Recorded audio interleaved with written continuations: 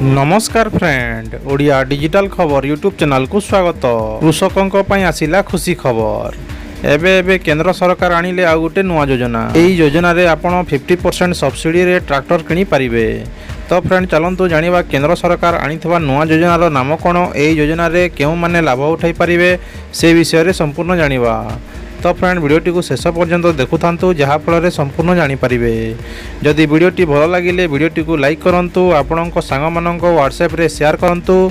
आम चैनल रे नुआ आसीतिले चैनल को सब्सक्राइब कर दिंतु एवं पाखरे थिया बेल आइकन को प्रेस कर दिंतु, जहाँफल आपण नुआ नुआ अपडेट वीडियो देखिपारे।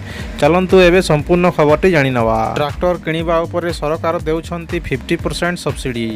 एहीपरि उठांतु लाभ। पीएम किसान ट्रैक्टर योजना ट्रैक्टर किनिबा उपरे केंद्र सरकार चाषी को सब्सिडी प्रदान करुछंती। एहा साहाय्य कृषक माने जेकोसी कंपनी ट्रैक्टर अधा मूल्य रे किनि पारिबे। पीएम किसान ट्रैक्टर योजना मोदी सरकार चाषी को आय वृद्धि करने को चेष्टा करुछंती। चाषी को आर्थिक सहायता जोगाइबा पई सरकार अनेक योजना करुछंती। कृषक माने मध्य चाष पई अनेक प्रकार मेसिन आवश्यक करंती। एभली परिस्थिति रे चाषी को सहाय्य करने पई ट्रैक्टर किनिबा उपरे सब्सिडी देवा पई केंद्र सरकार योजना आरंभ करिसंती। एही योजना पीएम किसान ट्रैक्टर योजना भाव में जनाशुना। जानतु एही योजनार विषय रे। कृषक माननकु सहाय्य करने को तत्पर होउछंती सरकार। चाष पई चाषी पई ट्रैक्टर अत्यंत गुरुत्वपूर्ण, किंतु भारत में अनेक कृषक अछंती जेउ मानकर आर्थिक प्रतिबंधक जोगु ट्रैक्टर नहीं। एपरि भयंकर परिस्थिति रे से माने ट्रैक्टर भड़ारे आणंती किंबा बलद व्यवहार करिथांती। एभली परिस्थिति रे सरकार चाषी को सहाय्य करने पई एही योजना आनिछंती। पीएम किसान ट्रैक्टर योजना अधीन रे कृषक माननकु अधा मूल्य रे ट्रैक्टर जोगाई दिया जाउछि। 50% मिलिबो सब्सिडी। ट्रैक्टर किनिबा पई केंद्र सरकार कृषक माननकु सब्सिडी प्रदान करुछंती। पीएम किसान ट्रैक्टर योजना अधीन रे कृषक माने जे कोनोसी कंपनीर ट्रैक्टर अधा मूल्य रे किनि पारिबे।